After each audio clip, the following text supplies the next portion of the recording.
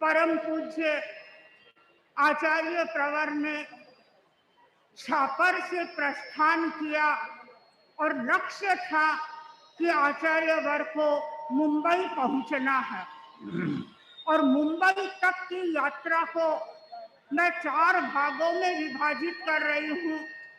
आचार्यवर ने छापर से प्रस्थान किया, बायतू तक यात्रा का पहला पड़ाव समाप्त हो गया। बायतू से प्रस्थान किया, अहमदाबाद तक दूसरा पड़ाव समाप्त हो गया और अहमदाबाद से प्रस्थान किया, सूरत पहुंच गए। यात्रा का यह तीसरा पड़ाव आचार्यवर का संपन्न प्राय है।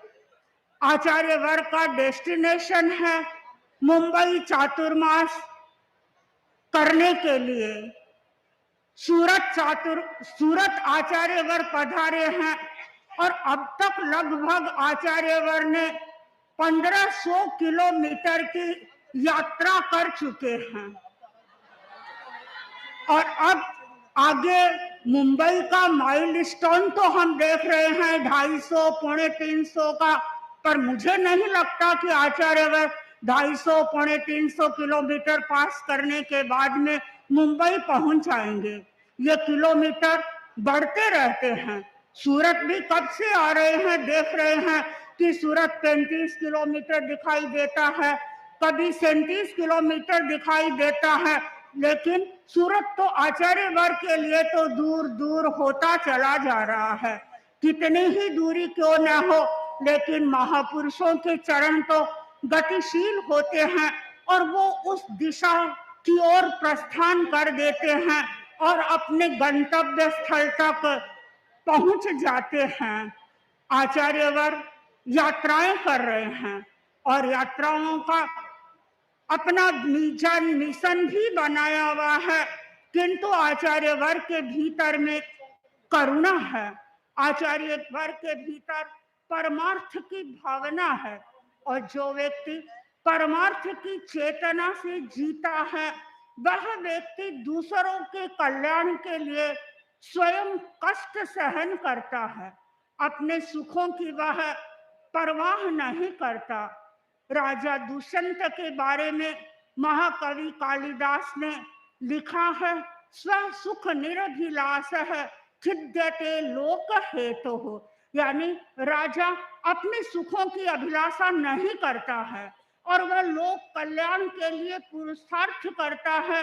लोक कल्याण के लिए वह अपने पराक्रम का प्रयोग करता है। आप हम रास्ते में देख रहे हैं अनेक वृक्षों की ओर। वृक्ष स्वयं ताप सहन करते हैं और आने वाले हर पथिक को छाया देते हैं।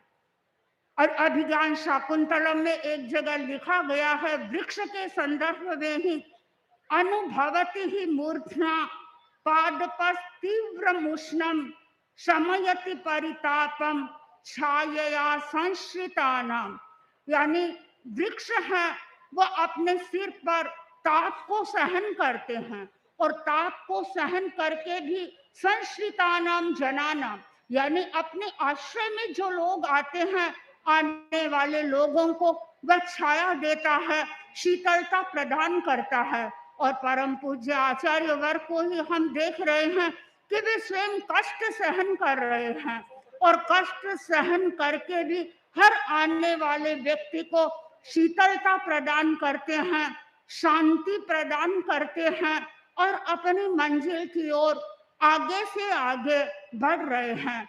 महापुरुष हमेशा जन कल्याण के बारे में चिंतन करते रहते हैं, जन उद्धार कैसे हो इसके बारे में सोचते रहते हैं। संत ऑगस्टाइन थे, वे साधना करते थे, साधना की गहराई में पहुंच गए थे। एक बार एक देवता ने देखा कि संत बहुत साधना कर रहे हैं और संत के सामने साक्षात उपस्थित हो गए। संत को कहा कि मैं तुम्हारी साधना से बहुत प्रसन्न हूं, तुम कुछ वरदान मांगो। संत ने कहा, मुझे वरदान की जरूरत नहीं है, मैं तो अपनी साधना कर रहा हूँ, अपने आप में संतुष्ट हूँ, आनंद की अनुभूति कर रहा हूँ। लेकिन देवता ने बहुत अनुनय विनय किया, बार बार प्रार्थना की, और उसने ये भी कह दिया कि चलो और कुछ नहीं मांगो, तो जनता की भलाई के लिए ही कुछ मांग लो। और जब संत ने सुना ये मुझे जनता की भलाई के बारे में कह रहे हैं, तो क्यों नहीं मैं फिर इससे कुछ मांग लूं। अंत में संत ऑगस्टाइन ने कहा, चलो आप मुझे देना ही चाहते हैं, तो बस मैं यही चाहता हूं कि मेरे द्वारा लोगों का हित हो, लोगों का कल्याण हो, और ऐसा कल्याण हो जिस कल्याण के बारे में दूसरे लोगों को ये पता नहीं चले कि यह कल्याण मैंने किया है। क्योंकि यदि पता चल जाएगा, लोग एक दूसरे के बीच में बातचीत करेंगे, कहीं मुझे अहंकार नहीं आ जाए। तो इसलिए मुझे ऐसा वरदान दो कि मेरी छाया भी जिस लोगों के ऊपर पड़े तो वह भी निरामय हो जाए, उसका चिंतन भी अच्छा बन जाए। देव ने तथास्तु कहा और अंतर्धान हो गया। और परम पूज्य आचार्यवर तो स्वतः ही बिना देवता के वरदान के ही यह कार्य कर रहे हैं कि किस प्रकार लोगों का कल्याण हो, किस प्रकार लोगों का हित हो, किस प्रकार लोग शारीरिक, मानसिक और भावनात्मक उपाधियों से दूर रह करके एक समाधि का जीवन जी सके।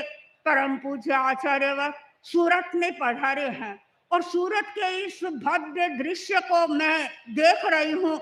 मुझे ऐसा लगता है शायद कल ही आचार्यवर ने फरमाया था कि सूरत की सूरत बदल रही है।